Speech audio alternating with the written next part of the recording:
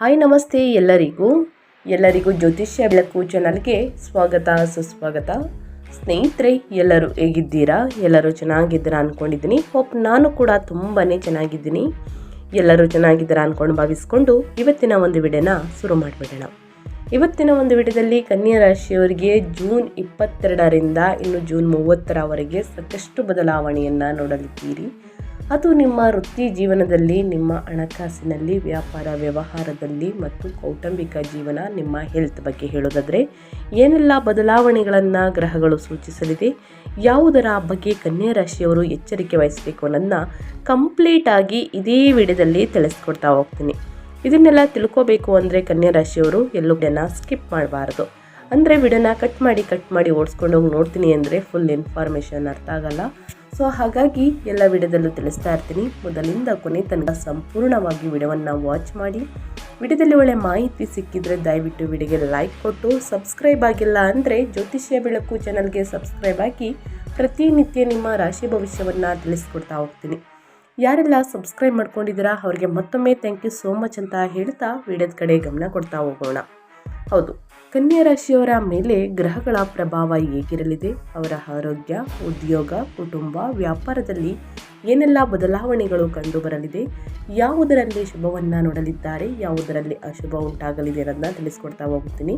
ಇನ್ನು ಸರಳ ಪರಿಹಾರದಿಂದ ನಿಮ್ಮ ಸಮಸ್ಯೆಗಳು ನಿವಾರಣೆಯಾಗಲಿದೆ. ಒಟ್ಟಾರೆಯಾಗಿ ತಿಳ್ಕೋಬೇಕು ಅಂದರೆ ಎಲ್ಲೂ ಕೂಡ ಸ್ಕಿಪ್ ಮಾಡಬೇಡಿ. ಮೊದಲಿಂದ ಕೊನೆಯ ತನಕ ಸಂಪೂರ್ಣವಾಗಿ ವಿಡಿಯೋವನ್ನು ವಾಚ್ ಮಾಡಿ, ವಿಡಿಯೋಗೆ ಲೈಕ್ ಮಾಡಿ, ಕಮೆಂಟ್ ಬಾಕ್ಸಲ್ಲಿ ನಿಮ್ಮ ಅಭಿಪ್ರಾಯವನ್ನು ತಿಳಿಸಿ. ಓಂ ನಮಃ ಶಿವಾಯ, ಓಂ ನಮೋ ಸಿದ್ದಪ್ಪಾಜಿ ನಮಃ ಅಂತ ಕಮೆಂಟ್ ಮಾಡಿ. ದೊಡ್ಡವರ ಆಶೀರ್ವಾದ ನಿಮ್ಮ ಮೇಲಿರಲಿ ಅಂತ ಕೇಳ್ಕೊತಾ ವಿಡಿಯೋದ ಕಡೆ ಗಮನ ಕೊಡ್ತಾ ಹೋಗೋಣ.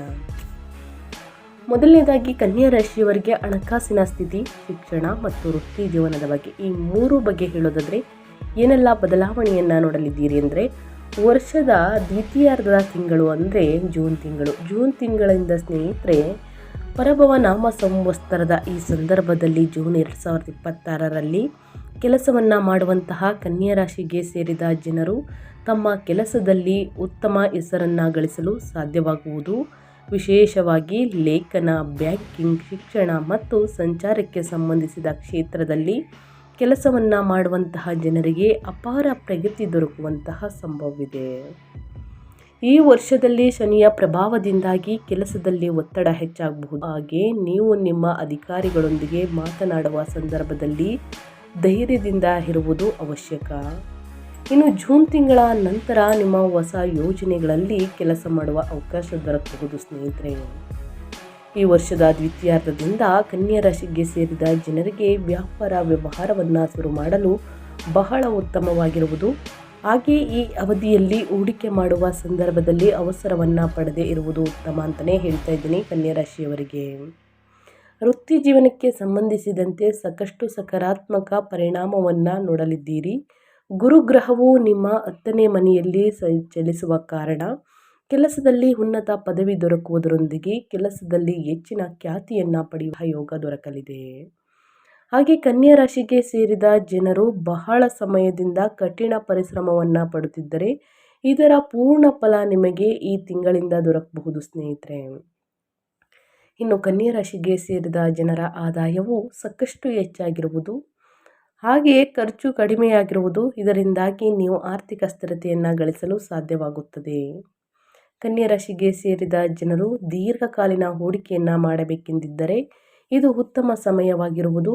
ಈ ಅವಧಿಯಲ್ಲಿ ನಿಮಗೆ ಹೊಸ ಮನೆ ಅಥವಾ ಆಸ್ತಿಯನ್ನು ಖರೀದಿಸುವಂತಹ ಯೋಗವು ಕೂಡ ದೊರಕಬಹುದು.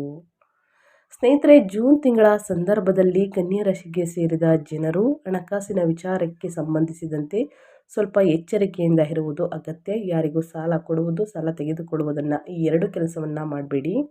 ಇನ್ನು ಜೂನ್ನಿಂದ ನವೆಂಬರ್ ತಿಂಗಳ ಅವಧಿಯಲ್ಲಿ ನಿಮಗೆ ಧನಲಾಭಕ್ಕಾಗಿ ಉತ್ತಮ ಅವಕಾಶಗಳು ದೊರಕುವುದರೊಂದಿಗೆ ನಿಮ್ಮ ಆದಾಯವನ್ನು ಹೆಚ್ಚಿಸಲು ಸಾಕಷ್ಟು ಮಗಳನ್ನು ಪಡೆಯಲಿದ್ದೀರಿ.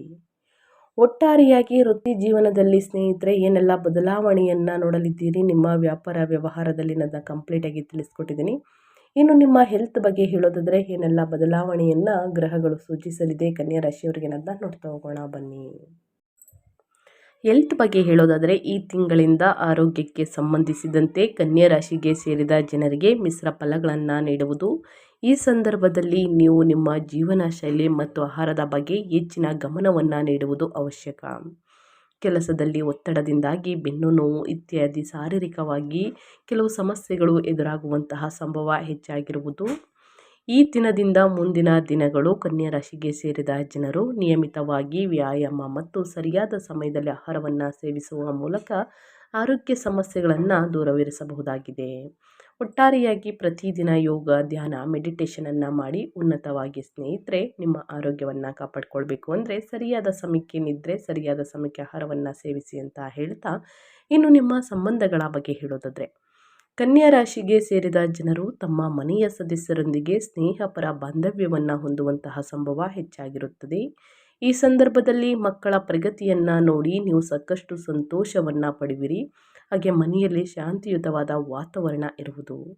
ಈ ಅವಧಿಯಲ್ಲಿ ವಿವಾಹವಾಗಬೇಕೆಂಬ ಪ್ರಯತ್ನಿಸುತ್ತಿರುವಂತಹ ಕನ್ಯಾ ರಾಶಿಗೆ ಸೇರಿದ ಜನರಿಗೆ ಜೂನ್ ತಿಂಗಳ ನಂತರ ಉತ್ತಮ ಸಂಬಂಧ ದೊರಕುವಂತಹ ಪ್ರಬಲವಾದ ಸಂಭವವೂ ಕೂಡ ಇರುವುದು.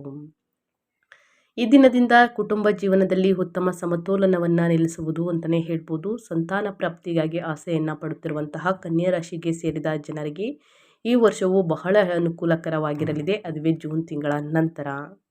ಯಾವುದರ ಬಗ್ಗೆ ಕನ್ಯಾ ರಾಶಿಯವರು ಮುನ್ನೆಚ್ಚರಿಕೆಗಳನ್ನು ತೆಗೆದುಕೊಳ್ಬೇಕು ಅಂದರೆ ಈ ಅವಧಿಯಲ್ಲಿ ಹಣಕಾಸಿನ ವಿಷಯವಾಗಿ ಬಹಳ ಜಾಗರೂಕರಾಗಿರಿ ಮತ್ತು ಅನಗತ್ಯ ಅಪಾಯಗಳನ್ನು ತಪ್ಪಿಸಿ. ನಿಯಮಿತವಾಗಿ ವ್ಯಾಯಾಮ ಮತ್ತು ಸಮತೋಲಿತ ಆಹಾರದ ಮೂಲಕ ಆರೋಗ್ಯಕ್ಕೆ ಹೆಚ್ಚಿನ ಆದ್ಯತೆ ನೀಡಿ. ತಪ್ಪು ತಿಳುವಳಿಕೆಗಳನ್ನು ದೂರ ಮಾಡಲು ಸಂಬಂಧಗಳಲ್ಲಿ ಮುಕ್ತ ಸಂವಹನವನ್ನು ಹೊಂದುವುದು ಮುಖ್ಯ. ಅದೇ ರೀತಿ ಶನಿ ನಿಮ್ಮ 7ನೇ ಮನೆಯಲ್ಲಿ ಮತ್ತು ರಾಹು ನಿಮ್ಮ 6ನೇ ಮನೆಯಲ್ಲಿ ಚಲಿಸುವುದರಿಂದ ಶತ್ರುಗಳ ವಿರುದ್ಧ ಜಯ ಮತ್ತು ನ್ಯಾಯಾಲಯಕ್ಕಾಗಿ ಸಂಬಂಧಿಸಿದ ವಿಚಾರಗಳಲ್ಲಿ ಯಶಸ್ಸನ್ನು ದೊರಕಬಹುದು. ಒಟ್ಟಾರೆಯಾಗಿ ಹೇಳಬೇಕು ಅಂದರೆ ಯಾವುದರ ಬಗ್ಗೆ ಎಚ್ಚರಿಕೆ ವಹಿಸಬೇಕು ಅನ್ನೋದನ್ನ ಕಂಪ್ಲೀಟಾಗಿ ತಿಳಿಸ್ಕೊಟ್ಟಿದ್ದೀನಿ. ಇನ್ನು ಪರಿಹಾರ, ಗಣಪತಿ ಪೂಜೆಯನ್ನು ಮಾಡಿ ಸ್ನೇಹಿತರೆ. ಕನ್ಯಾ ರಾಶಿಯವರು ಗಣೇಶ ದೇವಾಲಯಗಳಿಗೆ ಭೇಟಿ ನೀಡಿ ಅರ್ಚನೆಯನ್ನು ಮಾಡಿಸಿ ಸಮಸ್ಯೆಗಳು, ಕಷ್ಟಗಳು ನಿವಾರಣೆಯಾಗಲಿದೆ. ಬಡ ವಿದ್ಯಾರ್ಥಿಗಳಿಗೆ ಬೆಂಬಲ ನೀಡಿ ಅವರಿಗೆ ಕೆಲವು ಪುಸ್ತಕಗಳು ಅಥವಾ ಇತರ ಶೈಕ್ಷಣಿಕ ವಸ್ತುಗಳನ್ನು ದಾನ ಮಾಡಿ.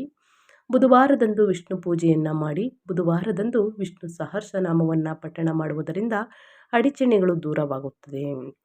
ಇನ್ನು ಹಸುವಿಗೆ ಹಸಿರು ಹುಲ್ಲನ್ನು ತಿನ್ನಲು ನೀಡುವುದರಿಂದ ಅಥವಾ ಬಟಾಣಿಯನ್ನು ದಾನ ಮಾಡುವುದರಿಂದ ಬುಧ ಗ್ರಹದ ಶುಭ ಫಲ ದೊರೆಯಲಿದೆ ಅಂತಲೇ ಹೇಳಬಹುದು. ಆದಷ್ಟು ಬಡವರಿಗೆ ಸಹಾಯವನ್ನು ಮಾಡಿ. ಅನ್ನದಾನ, ವಸ್ತ್ರದಾನ, ನಿಮ್ಮ ಕೈಯಲ್ಲಾದಷ್ಟು ಹಣ ಸಹಾಯವನ್ನು ಮಾಡಿ ಅಂತ ಹೇಳ್ತಾ ಕನ್ಯಾ ರಾಶಿಯವರಿಗೆ ವಿಡಿಯೋವನ್ನು ಎಂಡ್ ಮಾಡ್ತಾ ಇದ್ದೀನಿ. ಇವತ್ತಿನ ಒಂದು ವಿಡಿಯೋದಲ್ಲಿ ಕನ್ಯಾ ರಾಶಿಯವರಿಗೆ ಒಳ್ಳೆ ಮಾಹಿತಿ ಸಿಕ್ಕಿದ್ದಲ್ಲಿ, ಈ ವಿಡಿಯೋ ಯೂಸ್ಫುಲ್ ಅನಿಸಿದ್ದಲ್ಲಿ ದಯವಿಟ್ಟು ವಿಡಿಯೋಗೆ ಲೈಕ್ ಮಾಡೋದನ್ನ ಮರ್ತಿದ್ರೆ ಲೈಕ್ ಮಾಡಿ. ಇನ್ನೂ ನನ್ನ ಚಾನಲ್ನ ಸಬ್ಸ್ಕ್ರೈಬ್ ಮಾಡ್ಕೊಂಡಿಲ್ಲ ಅಂದರೆ ಜ್ಯೋತಿಷ್ಯ ಬೆಳಕು ಚಾನಲ್ಗೆ ಸಬ್ಸ್ಕ್ರೈಬ್ ಆಗಿ ನಿಮ್ಮ ಅಭಿಪ್ರಾಯಗಳನ್ನು ಕಮೆಂಟ್ ಬಾಕ್ಸಲ್ಲಿ ತಿಳಿಸಬಹುದು. ಯಾರೆಲ್ಲ ಸಬ್ಸ್ಕ್ರೈಬ್ ಮಾಡಿಕೊಂಡು ಪ್ರತಿನಿತ್ಯ ವಿಡಿಯೋ ವಾಚ್ ಮಾಡ್ತಿದ್ದೀರಾ ಅಂಥವರಿಗೆ ಥ್ಯಾಂಕ್ ಯು ಸೋ ಮಚ್ ಅಂತ ಹೇಳ್ತಾ, ನಿಮಗೂ ಮತ್ತು ನಿಮ್ಮ ಕುಟುಂಬಕ್ಕೆ ತುಂಬಾ ಒಳ್ಳೆಯದಾಗಲಿ. ಶನಿದೇವರ ಆಶೀರ್ವಾದ, ಗಣೇಶನ ಆಶೀರ್ವಾದ, ಕೃಪೆ ನಿಮ್ಮ ಮೇಲಿರಲಿ ಅಂತ ಹೇಳ್ತಾ ಮತ್ತೊಂದು ವಿಡಿಯೋ ಜೊತೆ ಮತ್ತೊಂದು ಹೊಸ ಭವಿಷ್ಯದಲ್ಲಿ ಸಿಗ್ತೀನಿ. Thank you for watching.